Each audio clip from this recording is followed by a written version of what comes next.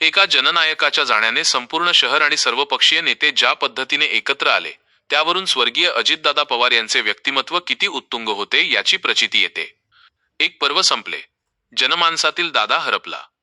आज खोपोलीतील महाराजा मंगल कार्यालय येथे जमलेला जनसागर आणि प्रत्येक राजकीय पक्षाच्या कार्यकर्त्याच्या डोळ्यातील पाणी बरेच काही सांगून जात होते. राजकारणात मतभेद असतात, विचारधारा वेगवेगळ्या असतात, पण जेव्हा व्यक्तिमत्व अजितदादांसारखे असते, तेव्हा मात्र साऱ्या सीमा पुसल्या जातात. आज खोपोलीत तेच चित्र पाहायला मिळाले. महाराष्ट्र इतका हळहळला का? महाराष्ट्र ही संतांची आणि विचारवंतांची भूमी आहे. या भूमीने अनेक नेते पाहिले, पण अजितदादांचे स्थान वेगळे होते. त्यांच्या जाण्याने प्रत्येकाला असे वाटत आहे की आपल्या घरातील एखादा हक्काचा आधारवड कोसळला आहे. कार्यशैलीचा झपाटा. दादा म्हणजे कामाचा धडाका. सकाळी पहाटेपासून कामाला सुरुवात करणारा हा नेता कधीही थकलेला दिसला नाही. शब्द दिला की तो पाळायचा, ही त्यांची ओळख होती. आजच्या काळात शब्दाला जागणारे नेतृत्व दुर्मिळ होत असताना दादांनी ती विश्वासार्हता जपली होती. प्रशासनावरील पकड सामान्य माणसाचे प्रश्न लाल फितीत अडकू नयेत, यासाठी त्यांचा प्रशासनावर असलेला वचक वाखाणण्याजोगा होता. फाईलवरची सही असो किंवा एखाद्या गरीबाचे काम, दादांच्या दरबारातून कोणीही रिकाम्या हाताने परतत नसे. सर्वसमावेशक नेतृत्व. खोपोलीतील श्रद्धांजली सभेत सर्वच पक्षांचे आजी माजी नगराध्यक्ष आणि नगरसेवक उपस्थित होते. हेच दादांच्या मोठेपणाचे लक्षण आहे. त्यांनी राजकारण केवळ निवडणुकीपुरते केले, पण समाजकारण करताना मात्र त्यांनी कधीही पक्ष पाहिला नाही. लोकांचे इतके प्रेम का? माणूस पदाने मोठा होतो, पण जनसामान्यांच्या हृदयात जागा मिळवण्यासाठी माणुसकी लागते. अजितदादांकडे ती अमाप होती. एक कठोर शिस्त, कोमल मन. बाहेरून पाहताना दादा जितके शिस्तप्रिय आणि करारी वाटायचे, तितकेच ते आतून हळवे होते. कार्यकर्त्याच्या घरातील सुखदुःखात सहभागी होणे आणि अडीअडचणीला धावून जाणे हा त्यांचा स्वभाव होता. 2. युवकांचे प्रेरणास्थान. महाराष्ट्रातील तरुणांना त्यांच्यातील स्पष्टवक्तेपणा आणि कामाचा वेग नेहमीच आकर्षित करत असे. उगीच वेळकाढूपणा नको, जे आहे ते तोंडावर स्पष्ट बोला, ही त्यांची वृत्ती तरुणांना आपलीशी वाटत असे. 3. विकासाचा महामेरू. खोपोली असो वा रायगड जिल्हा, प्रत्येक भागाच्या विकासाच्या आराखड्यात दादांचे दूरदृष्टीचे विचार पाहायला मिळतात. रस्ते, पाणी, शिक्षण आणि आरोग्य या मूलभूत गरजांसाठी त्यांनी घेतलेले कष्ट आज लोकांच्या स्मरणात आहेत. एक न भरून निघणारी पोकळी. खोपोलीतील त्या मंगल कार्यालयात जेव्हा नेते मंडळी आपले अनुभव सांगताना भावुक झाले, तेव्हा उपस्थित प्रत्येकाच्या मनात तोच विचार होता की आता पुन्हा दादा होणे नाही. ज्यांच्याकडे पाहून संकटात लढण्याचे बळ मिळायचे, तो आधारच आता हरपला आहे. आज जरी ते आपल्यात नसले, तरी त्यांनी दिलेला कामाचा वारसा आणि लोकांप्रती असलेली त्यांची निष्ठा कायम प्रेरणा देत राहील. खोपोलीने आज केवळ एका नेत्याला नाही, तर एका मोठ्या भावाला, एका मार्गदर्शकाला श्रद्धांजली वाहिली आहे. जेवढे दिवस जगले, लोकांसाठी जगले. मित्रांनो, पवार कुटुंबाचं नाम सुरक्षित जपायचं काम करणारे आणि पुढे नेण्याचं काम हे दादाच केलं असतं. त्याच्यापुढे थोडा परमेश्वराला माहिती. परंतु असा माणूस, कारण आम्हाला एक प्रसंग आला होता, आम्ही नगरसेवक असताना घेतलेलं होतं ते. परंतु जेव्हा ही बातमी कानावर आली, तर अनेकांसाठी तो सूर्य तिथंच थांबला होता. कारण दादा कुठल्या पक्षाचे होते, कुठल्या जातीचे होते, कुठल्या धर्माचे होते, हे महत्त्वाचं नव्हतं. परंतु प्रत्येकाच्या तोंडात एकच वाक्य होतं, दादा कामाचा माणूस होते आणि दादाची या महाराष्ट्राला गरज होती. आपल्यावर घालवला महाराष्ट्रावरती निशब्द झाल्यासारखं वाटतं. म्हणजे काय बोलावं, आणि आता सुद्धा बोलत असताना असं वाटतं की हे काहीतरी आपण स्वप्न बघतोय आणि स्वप्नात असल्यासारखं वाटतं. अजूनही विश्वास वाटत नाही की आपले अजितदादा आपल्यात नाही. सर्व पक्षाचे मंडळी हळहळ व्यक्त करतायत. त्या गावांमधनं, शहरांमधनं, खेड्यापाड्यामधनं, वाड्या वस्त्यांमधनं दादांची मदत झालेली आहे. त्याची थोडी का होईना मदत तशी खोपोलीला त्यांची झाली. आपण त्यांना विसरू शकणार नाही. म्हणून मगाशी म्हटलं की नेते अनेक येतील आणि जातील, पुढारी अनेक येतील आणि जातील. आवडं जे काय माती ओढतं ते पहिलं आपल्याकडे ओढतं.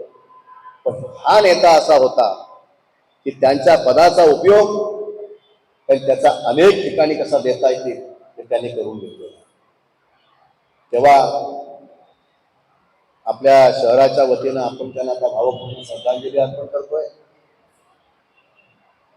मी पण आमच्या पक्षाच्या वतीनं त्यांना श्रद्धांजली अर्पण करतो.